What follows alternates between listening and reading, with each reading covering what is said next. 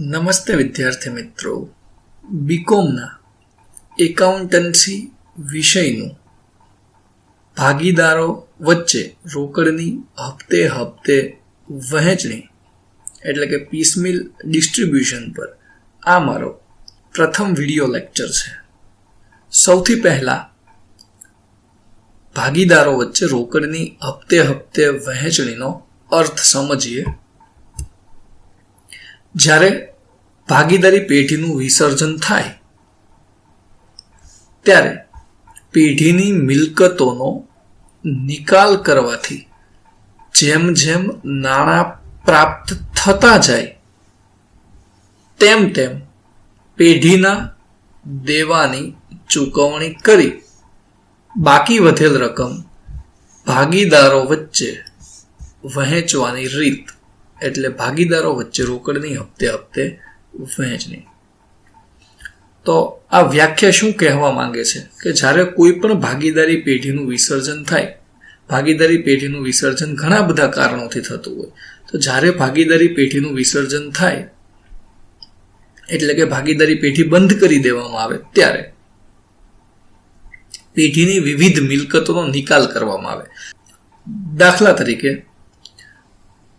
પેઢીનું building હોય તો એ વેચી દેવામાં આવે, પેઢીમાં દેવાદારો હોય તો એની પાસેથી ઉઘરાણી કરવામાં આવે, પેઢીનો સ્ટોક હોય તો વેચી દેવામાં આવે. તો આ જુદી જુદી મિલકતો છે એનો એક સાથે નિકાલ નથી થઈ શકતો, જુદા જુદા દિવસે નિકાલ થાય, અમુક સમયના અંતરે નિકાલ થતો હોય. તો જેમ જેમ મિલકતોનો નિકાલ થતો જાય તેમ તેમ નાણાં પ્રાપ્ત થતા જાય. તો એ જે નાણાં પ્રાપ્ત થતા જાય એમાં સૌથી પહેલા પેઢીના જે દેવાઓ હોય એ દેવા ચૂકવી આપવામાં આવે અને બધા જ દેવાઓ ચૂકવાઈ જાય. ત્યાર પછી જે રકમ વધે એ પેઢીના ભાગીદારો વચ્ચે વહેંચી આપવામાં આવે તેને ભાગીદારો વચ્ચે રોકડની હપ્તે હપ્તે અથવા તો ટુકડે ટુકડે વહેંચણી કહેવાય. ભાગીદારો વચ્ચે રોકડની હપ્તે હપ્તે વહેંચણી કરવા માટે મુખ્ય બે પદ્ધતિઓ છે. એક મૂડી વધારાની રીત અને બીજી મહત્તમ નુકસાનની રીત. એક્ઝામમાં આ બંને રીતના દાખલાઓ પૂછાતા હોય છે. એમ કે બીયુની વાત કરીએ તો સામાન્ય રીતે દરેક પરીક્ષામાં એક દાખલો મૂડી વધારાની રીતનો હોય છે અને તેના અથુવામાં દાખલો મહત્તમ નુકસાનની રીતનો હોય છે. બાકીની યુનિવર્સિટીમાં પોતપોતાના અભ્યાસક્રમ અને પેપર સ્ટાઇલ પ્રમાણે દાખલાઓ પૂછાતા હોય છે.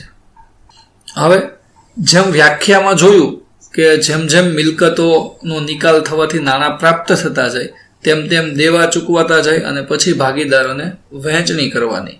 તો એના માટે એક ક્રમ નક્કી થયેલો છે, નાણાંની ચૂકવણીનો ક્રમ, કે જેમ જેમ મિલકતોનો નિકાલ થાય, નાણાં પ્રાપ્ત થાય એમ પહેલા કોને આપવાના એવો એક ક્રમ નક્કી કરેલો છે. તો એમાં સૌથી પહેલી કોની ચૂકવણી થાય? સૌથી પહેલા વિસર્જન ખર્ચ ચૂકવવામાં આવશે. ત્યારબાદ સલામત દેવાની ચૂકવણી કરવામાં આવશે. સલામત દેવા એટલે કેવા દેવા? જે દેવાની સામે કોઈ મિલકત જામીનગીરી તરીકે આપેલ હોય, કોઈ મિલકત ગીરો મૂકેલ હોય એવા દેવાની પહેલા ચૂકવણી કરવામાં આવશે. ત્યારબાદ બિન સલામત દેવાની ચૂકવણી કરવામાં આવશે. જો એક જ બિન સલામત દેવું હોય તો તેને એક સાથે ચૂકવી શકીએ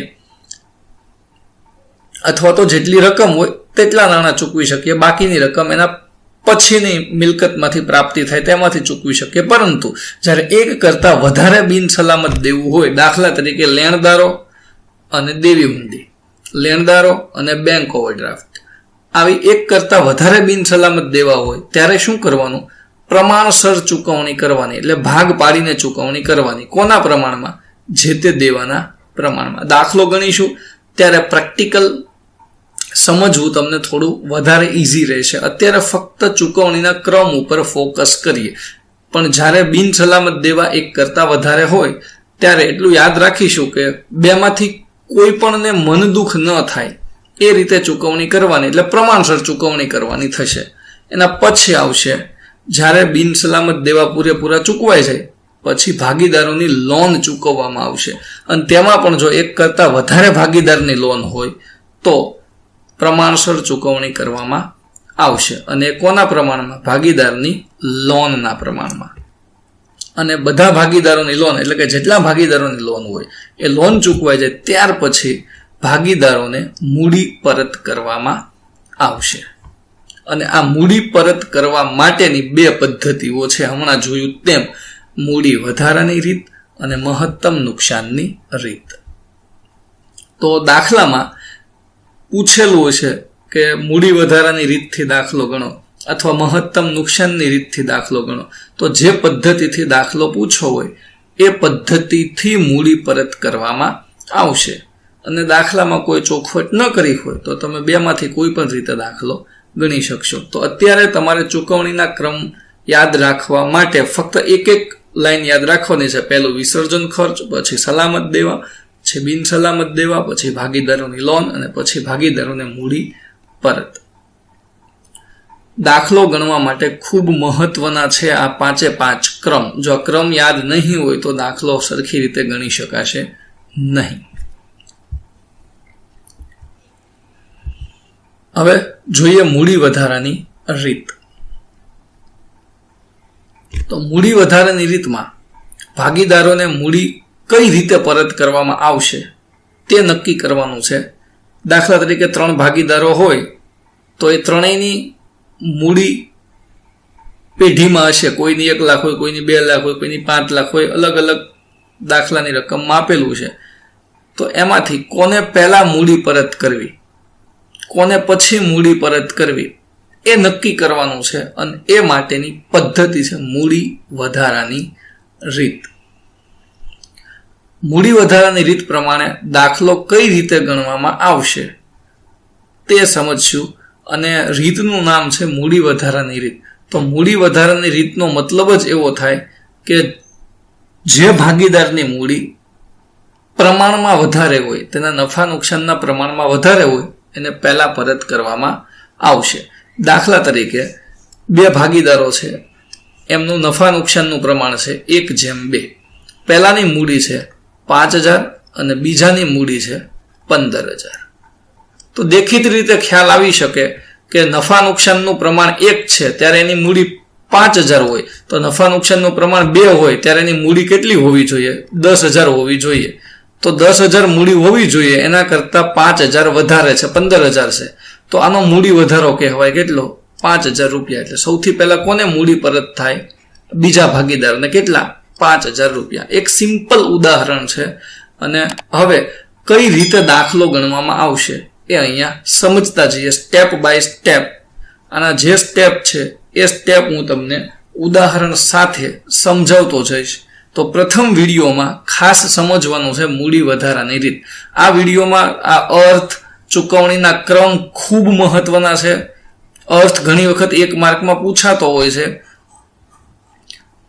પણ 14 માર્કનો દાખલો ગણવા માટે ચૂકવણીના ક્રમ યાદ હોવા જોઈએ અને મૂડી વધારાની રીત છે એમાં કઈ રીતે દાખલો ગણાય એ પણ તમને આવડવું જોઈએ. તો આખો 14 માર્કનો દાખલો છે, આના પછીના વિડીયોમાં ગણાવીશ. પણ એ વિડીયોમાં જે દાખલો ગણાવીશ એ દાખલો કઈ રીતે ગણાશે તે સમજવા માટે હું આ વિડીયો બનાવી રહ્યો છું. તો સૌથી પહેલું સ્ટેપ છે મૂડી વધારાની રીતનું. સૌ પ્રથમ દરેક ભાગીદારનું મૂડી પરિબળ શોધવું. સૌ પ્રથમ મૂડી પરિબળ શોધવું આપણું પહેલું સ્ટેપ છે. હવે મૂડી પરિબળ કઈ રીતે મળશે? તો એનું સૂત્ર કૌંસમાં લખેલું છે મૂડી ભાગ્યા નફા નુકસાનનું પ્રમાણ. દરેક ભાગીદારની જેટલી મૂડી આપી હશે એને ભાગ્યા એનું નફા નુકસાનનું પ્રમાણ કરીશું. અહીંયા ઉદાહરણ આપેલું છે. 3 ભાગીદારો છે A, B અને C. ત્રણેયની મૂડી પણ આપેલી છે 80,000, 60,000 અને 50,000. અને ત્રણેયનું નફા નુકસાનનું પ્રમાણ આપેલું છે 2:2:1. તો હવે મૂડી વધારાની રીતથી જ્યારે દાખલો ગણવાનો થાય ત્યારે 2 પત્રક બનાવવાના થશે. પહેલું પત્રક છે તે મૂડી પરિબળની ગણતરી દર્શાવતું પત્રક અને બીજું પત્રક છે એ મૂડી વધારાની ગણતરી દર્શાવતું પત્રક. મૂડી વધારાની ગણતરી દર્શાવતું પત્રક. વિગત A, B અને C. વિગત પછી જેટલા ભાગીદારો આપ્યા એટલા કોલમ બનાવીશું. જનરલી 3 ભાગીદારો આપશે અને આ રીતે હેડિંગ લખી દઈએ. હવે સ્ટેપ બાય સ્ટેપ પહેલું સ્ટેપ જે આપેલું છે એ એપ્લાય કરીશું. પહેલા સ્ટેપમાં શું આપેલું છે? તો પહેલા સ્ટેપમાં એવું આપેલું હતું કે મૂડી પરિબળ શોધવાનું છે. મૂડી પરિબળ કઈ રીતે મળે? કે મૂડી ભાગ્યા નફા નુકસાનનું પ્રમાણ. તો મૂડી પરિબળ શોધવા માટેનું સૂત્ર ખાસ યાદ રાખવું પડશે. મૂડી ભાગ્યા નફા નુકસાનનું પ્રમાણ. તો મૂડી પરિબળ શોધવાનું છે એટલે પહેલા પત્રકમાં લખવાનું. મૂડી પરિબળ ગણવા માટેનું કયું પત્રક છે? પહેલું પત્રક. તો અહીંયા લખીએ મૂડી કેટલી છે? 80,000, બી માં 60,000 અને સી માં 50,000. એ મૂડી તમે બીજા પત્રકમાં પણ લખી દેવાની. મૂડી 80,000, 60,000 અને 50,000. પહેલા સ્ટેપમાં શું કીધું છે? મૂડી પરિબળ શોધવાનું છે. તો મૂડી ભાગ્યા નફા નુકસાનનું પ્રમાણ. મૂડી ભાગ્યા નફા નુકસાનનું પ્રમાણ. તો જે ભાગીદારની મૂડી હોય એને ભાગ્યા એનું નફા નુકસાનનું પ્રમાણ કરવાનું. પહેલામાં નફા નુકસાનનું પ્રમાણ છે 2, બીજામાં છે 2, ત્રીજામાં છે 1. તો આ મૂડી ભાગ્યા નફા નુકસાનનું પ્રમાણ કરો એટલે કે 80,000 ભાગ્યા 2 કરો એટલે કેટલા આવશે? અહીંયા 40,000. આ શું મળશે આપણને? મૂડી પરિબળ. પછી 60,000 ભાગ્યા 2 કરો એટલે શું આવશે? 30,000. આ આવશે મૂડી પરિબળ. 50,000 ભાગ્યા 1 કરો એટલે શું થશે? 50,000. આને કહેવાય મૂડી પરિબળ. મૂડી પરિબળ. અહીંયા જે મૂડી વધારાની રીત છે તેનું પહેલું સ્ટેપ પૂરું થઈ જાય. હવે બીજા સ્ટેપમાં આવીએ. મૂડી વધારાની રીતનું બીજું સ્ટેપ છે. ત્યારબાદ જેનું મૂડી પરિબળ સૌથી ઓછું હોય, આજે હમણાં મૂડી પરિબળ શોધ્યું પહેલા સ્ટેપમાં, એ પછીનું સ્ટેપ શું કહે છે? જેનું મૂડી પરિબળ ઓછું હોય તેને મૂડી પરિબળનો આધાર ગણવો અથવા મૂડી પરિબળના આધાર તરીકે પસંદ કરવાનું છે. તો આપણે ત્રણેય ભાગીદારનું મૂડી પરિબળ શોધી લીધું. આ મૂડી પરિબળ શોધી લીધું તો એમાંથી જે મૂડી પરિબળ સૌથી ઓછું હોય તેને આધાર તરીકે પસંદ કરવાનું. તો હવે અહીંયા મૂડી પરિબળ છે પહેલાનું 40,000, બીજાનું 30,000, ત્રીજાનું 50,000. તો એમાંથી ઓછું કોણ છે? તો કે 30,000. તો એને આધાર તરીકે પસંદ કરવાનો. એટલે કે આ 30,000 રૂપિયા છે એ થશે મૂડી પરિબળનો આધાર. 30,000 શું થશે? મૂડી પરિબળનો આધાર. બીજું સ્ટેપ પૂરું થઈ જાય. આમાં લખવાનું નથી કે આ મૂડી પરિબળનો આધાર છે. હું રાઉન્ડ કરી શકો અથવા તમે ચોરસ કરી શકો જેથી ખ્યાલ આવે કે આ મૂડી પરિબળનો આધાર છે. પહેલું સ્ટેપ શું હતું? મૂડી પરિબળ શોધવાનું. કઈ રીતે? મૂડી ભાગ્યા નફા નુકસાનનું પ્રમાણ. બીજું સ્ટેપ શું? જેનું મૂડી પરિબળ સૌથી ઓછું હોય તેને આધાર તરીકે પસંદ કરવાનું. એટલે મૂડી પરિબળનો આધાર મળે. હવે આવશે નેક્સ્ટ ત્રીજું સ્ટેપ. ત્રીજું સ્ટેપ છે ત્યારબાદ દરેક ભાગીદારની પ્રમાણસર મૂડી શોધવી. શેની ગણતરી કરવાની છે? પ્રમાણસર મૂડી શોધવાની. પ્રમાણસર મૂડી કઈ રીતે મળે? સૂત્ર યાદ રાખવાનું. મૂડી પરિબળનો આધાર. એટલે ઉપરના જે બીજા સ્ટેપમાં જેની ગણતરી કરી, ગણતરી નહીં ખાલી પસંદગી કરી, તો બીજા સ્ટેપમાં જે મૂડી પરિબળના આધારની પસંદગી કરી તેની સાથે દરેકના નફા નુકસાનના પ્રમાણનો ગુણાકાર કરવાનો. પ્રેક્ટિકલ જોઈએ. ત્રીજું સ્ટેપ શું છે? પ્રમાણસર મૂડી શોધવાની. પ્રમાણસર મૂડી કઈ રીતે મળશે? મૂડી પરિબળનો આધાર તેને ગુણ્યા નફા નુકસાનનું પ્રમાણ. તો અહીંયા પ્રમાણસર મૂડી શોધીએ એ આવશે મૂડી વધારાના પત્રકમાં. 2-3 દાખલાઓ ગણીશું એટલે ખ્યાલ આવશે કે કયા કયા સ્ટેપ કયા પત્રકમાં આવશે. પ્રમાણસર મૂડી,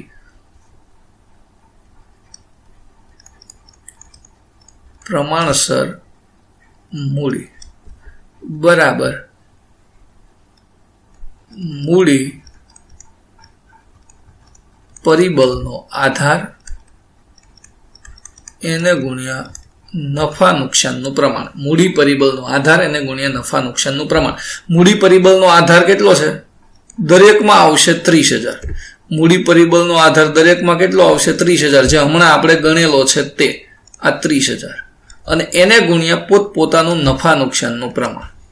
પોતપોતાનું નફા નુકસાનનું પ્રમાણ પહેલામાં કેટલું છે? તો કે 2, બીજામાં 2, ત્રીજામાં 1. અહીંયા 2, અહીંયા 2, અહીંયા 1. હવે ગુણાકાર કરીએ એટલે પ્રમાણસર મૂડી મળશે. 30,000 ગુણ્યા 2 કેટલા થશે? 60,000. 30,000 ગુણ્યા 2 કેટલા થશે? 60,000. 30,000 ગુણ્યા 1 કેટલા થશે? 30,000. આ શું મળ્યું આપણને? પ્રમાણસર મૂડી. ફરીવાર રિપીટ કરી લઈએ. પહેલું સ્ટેપ મૂડી પરિબળ કઈ રીતે મળે? મૂડી ભાગ્યા નફા નુકસાનનું પ્રમાણ. બીજું સ્ટેપ મૂડી પરિબળનો આધાર, જે સૌથી ઓછું હોય એને આધાર તરીકે ગણી લેવાનું. ત્રીજું સ્ટેપ પ્રમાણસર મૂડી શોધવાની. કઈ રીતે મળે? મૂડી પરિબળનો જે આધાર મળ્યો હોય તેને ગુણ્યા નફા નુકસાનનું પ્રમાણ કરવાનું. નેક્સ્ટ ચોથું સ્ટેપ, ત્યારબાદ ભાગીદારનો મૂડી વધારો શોધવાનો. દરેક ભાગીદારનો મૂડી વધારો શોધવાનો છે. કઈ રીતે મળશે? મૂડી વધારો બરાબર મૂડી માઇનસ પ્રમાણસર મૂડી. જે ભાગીદારની જેટલી મૂડી આપી હોય તેમાંથી પોતપોતાની પ્રમાણસર મૂડી બાદ કરવાની. તો ત્રીજું સ્ટેપ મળે ત્યારબાદ મળશે ચોથું સ્ટેપ. સૂત્ર ખાસ યાદ રાખવાનું છે, મૂડી માઇનસ પ્રમાણસર મૂડી. તો હવે અહીંયા જુઓ, બીજા પત્રકમાં મૂડી વધારાની ગણતરી દર્શાવતું પત્રક એવું હેડિંગ આપેલ છે. તો મૂડી વધારો ક્યાં મળશે? બીજા પત્રકમાં મળશે. મૂડી વધારો કઈ રીતે મળશે? મૂડી માઇનસ પ્રમાણસર મૂડી. તો અહીંયા મૂડી આપેલી છે ઓલરેડી, યસ, માઇનસ કરી દઈએ અહીંયા પ્રમાણસર મૂડીમાં, ફક્ત નિશાની કરી દઈએ એટલે મૂડીમાંથી પ્રમાણસર મૂડી બાદ થઈ જશે. મૂડીમાંથી આ પ્રમાણસર મૂડી બાદ થઈ જાય એટલે અહીંયા આપણને મળી જાય મૂડી વધારો. આ મળશે મૂડી વધારો. કેટલો આવશે? તો કે 80,000 માંથી 60,000 બાદ કરીએ એટલે 20,000. 60,000 થી 60,000 બાદ કરીએ એટલે ડેશ અથવા ઝીરો. ડેશ અથવા તો ઝીરો. 50,000 માંથી 30,000 બાદ કરીએ એટલે કેટલા આવશે? 20,000. આ શું મળ્યું? મૂડી વધારો. ચોથું સ્ટેપ પૂરું. 4 સ્ટેપ ક્યાં ક્યાં છે? પહેલું મૂડી પરિબળ શોધવાનું, મૂડી ભાગ્યા નફા નુકસાનનું પ્રમાણ. બીજું સ્ટેપ જે ઓછું હોય મૂડી પરિબળ તેને આધાર તરીકે ગણી લેવાનું. ત્રીજું સ્ટેપ છે પ્રમાણસર મૂડી શોધવાની. કઈ રીતે મળશે? મૂડી પરિબળનો આધાર ગુણ્યા નફા નુકસાનનું પ્રમાણ. અને ચોથું સ્ટેપ છે એ મૂડી વધારો શોધવાનો. કઈ રીતે? મૂડી માઇનસ પ્રમાણસર મૂડી. એ મૂડી વધારો મળી જશે. આ 4 સ્ટેપ પૂરા. એના પછી હવે એક ભાગીદારમાં 0 આવી જશે. જ્યારે 3 ભાગીદારો હશે ત્યારે એક ભાગીદારમાં મૂડી વધારો 0 આવી જશે. પછી આના આ 4 સ્ટેપ રિપીટ કરવાના છે. આ જે સ્ટેપ કર્યા હતા એના એ જ 4 સ્ટેપ રિપીટ કરવાના થશે. હવે પાંચમું સ્ટેપ, જે પહેલું સ્ટેપ હતું એના જેવું જ હશે. શું કહે છે? પહેલા સ્ટેપમાં મૂડી પરિબળ શોધવાનું હતું. અહીંયા પાંચમા સ્ટેપમાં શું કરવાનું છે? નવું મૂડી પરિબળ શોધવાનું. તો કઈ રીતે મળશે નવું મૂડી પરિબળ? એ જે મૂડી વધારો હશે એને ભાગ્યા નફા નુકસાનનું પ્રમાણ કરવાનું. તો પહેલા સ્ટેપમાં શું હતું? જેટલી મૂડી હતી એને ભાગ્યા નફા નુકસાનનું પ્રમાણ કર્યું હતું. અહીંયા હવે જેટલો મૂડી વધારો છે એને ભાગ્યા નફા નુકસાનનું પ્રમાણ કરશું એટલે નવું મૂડી પરિબળ મળશે. આપણે ઉદાહરણમાં જોઈએ તો મૂડી પરિબળનું ગણતરી દર્શાવતું પત્રક છે તેમાં લખીશું મૂડી વધારો કેટલો છે? તો કે મૂડી વધારો અહીંયા છે 20,000, અહીંયા 0 અને અહીંયા 20,000. ક્યાંથી લાવ્યા? આ પત્રકમાંથી અહીંયા લખ્યા. એને ભાગ્યા મૂડી વધારો, એને ભાગ્યા નફા નુકસાનનું પ્રમાણ. મૂડી વધારો એને ભાગ્યા નફા નુકસાનનું પ્રમાણ એટલે શું મળશે? નવું મૂડી પરિબળ. કેટલું છે? 2/2/1. આ મળશે નવું મૂડી પરિબળ. 20,000 ભાગ્યા 2 કરો એટલે 10,000. અહીંયા ડેશ અથવા તો 0 અહીંયા જેનો મૂડી વધારો 0 હોય, આ 0 છે ને મૂડી વધારો બીમાં, આ બીમાં 0 છે, ત્યાં તમે કંઈ ન લખો તો પણ ચાલે. અહીંયા 0 થઈ જશે, ડેશ થઈ જશે. અને 20,000 ભાગ્યા 1 કરો એટલે કેટલો આવશે? 20,000. આ શું મળ્યું આપણને? નવું મૂડી પરિબળ. નવું મૂડી પરિબળ. એમાં 10,000 અને સીમાં 20,000. તો જે પહેલું સ્ટેપ હતું મૂડી પરિબળ શોધવાનું, એવું ને એવું પાંચમું સ્ટેપ છે નવું મૂડી પરિબળ શોધવાનું. નેક્સ્ટ જે બીજું સ્ટેપ હતું એવું ને એવું છઠ્ઠું સ્ટેપ હશે. બીજા સ્ટેપમાં શું હતું? જે ઓછું હોય મૂડી પરિબળનો આધાર ગણવાનો. આમાં પણ જેનું નવું મૂડી પરિબળ સૌથી ઓછું હોય એને નવા મૂડી પરિબળનો આધાર ગણવાનો થશે. ઉદાહરણમાં આવીએ. નવું મૂડી પરિબળ છે એમાં 10,000 અને સીમાં 20,000. તો 10,000 અને 20,000 માંથી ઓછું કોણ છે? તો કે 10,000. આને કહેવાનું નવા મૂડી પરિબળનો આધાર. નવા મૂડી પરિબળનો આધાર. છઠ્ઠું સ્ટેપ પૂરું થઈ જશે. એના પછી જે ત્રીજું સ્ટેપ હતું એ સાતમું સ્ટેપ થશે. ત્યાં પ્રમાણસર મૂડી શોધવાની હતી. અહીંયા કેવી મૂડી? નવી પ્રમાણસર મૂડી શોધવાની. નવી પ્રમાણસર મૂડી કઈ રીતે મળશે? નવા મૂડી પરિબળનો આધાર, તેને ગુણ્યા નફા નુકસાનનું પ્રમાણ. તો હવે નવી પ્રમાણસર મૂડી શોધીએ. નવી પ્રમાણસર મૂડી. નવી પ્રમાણસર મૂડી એનું સૂત્ર થશે નવા મૂડી પરિબળનો આધાર એને ગુણ્યા નફા નુકસાનનું પ્રમાણ. નવા મૂડી પરિબળનો આધાર કેટલો છે? 10,000. નવા મૂડી પરિબળનો આધાર 10,000. અહીંયા 0 આવી ગયા, ત્યાં કંઈ લખવાની જરૂર છે નહીં. નવા મૂડી પરિબળનો આધાર કેટલો છે? 10,000. અને એને ગુણ્યા પોતપોતાનું નફા નુકસાનનું પ્રમાણ. પહેલામાં છે 2 અને ત્રીજામાં છે 1. અહીંયા ગુણાકાર કરવાથી આપણને શું મળશે? નવી પ્રમાણસર મૂડી. 10,000 ગુણ્યા 2 કરો એટલે 20,000. 10,000 ગુણ્યા 1 કરો એટલે 10,000. આ મળી નવી પ્રમાણસર મૂડી. તો સાતમું સ્ટેપ છે એ ત્રીજા સ્ટેપની જેવું છે. જે ત્રીજા સ્ટેપમાં પ્રમાણસર મૂડી મેળવી એમ અહીંયા નવી પ્રમાણસર મૂડી મેળવી. નેક્સ્ટ અને લાસ્ટ સ્ટેપ. ત્યારબાદ વધેલ ભાગીદારનો નવો મૂડી વધારો શોધવો. શું મેળવવાનું છે? નવો મૂડી વધારો શોધવાનો. કઈ રીતે મળશે? મૂડી વધારામાંથી નવી પ્રમાણસર મૂડી બાદ કરવાની. મૂડી વધારામાંથી નવી પ્રમાણસર મૂડી બાદ કરવાની. તો અહીંયા જે મૂડી વધારો છે, આ જે મૂડી વધારો, તેમાંથી આ નવી પ્રમાણસર મૂડી બાદ કરી દેવાની. 20,000 માંથી 20,000 બાદ કરશું.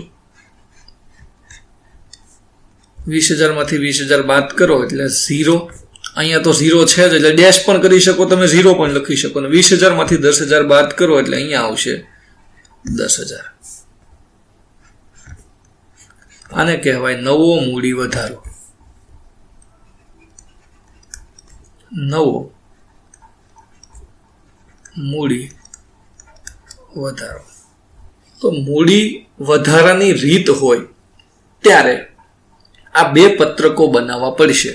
હવે સર આ શા માટે બનાવ્યા? આમાં ભાગીદારો વચ્ચે કંઈ રોકડની વહેંચણી તો કરી નથી, તો શું કામ બનાવ્યા? આ રોકડની વહેંચણી કઈ રીતે કરવી તેના માટે બનાવ્યા.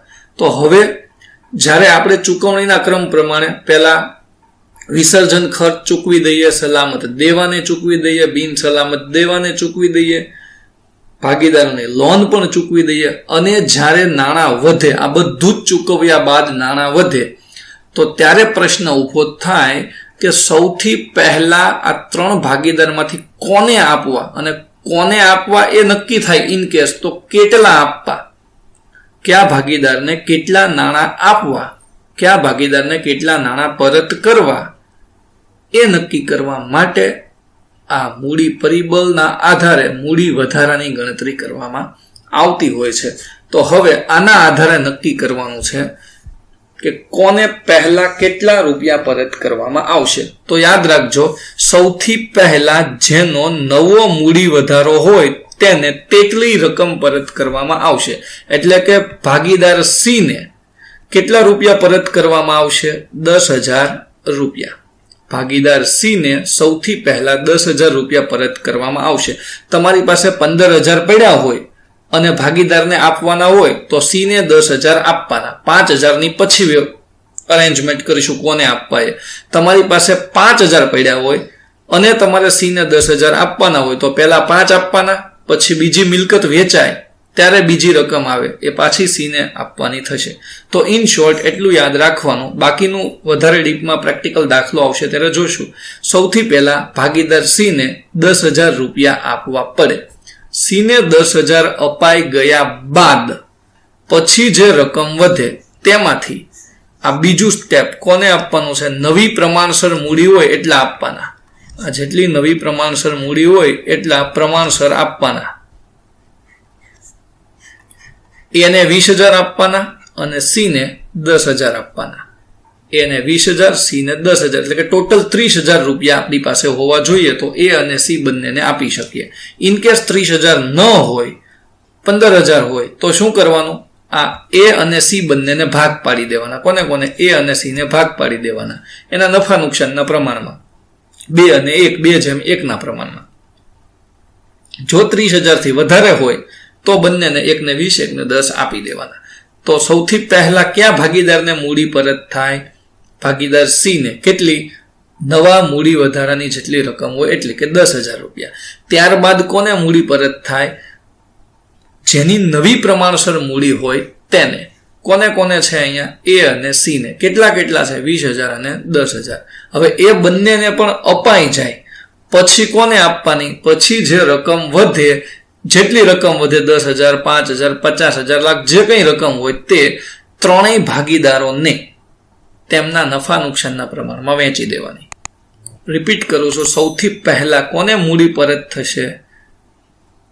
જેનો નવો મૂડી વધારો હશે તેને. એટલે કે આપણા ઉદાહરણમાં ભાગીદાર સી ને 10,000 રૂપિયા પરત કરવામાં આવશે.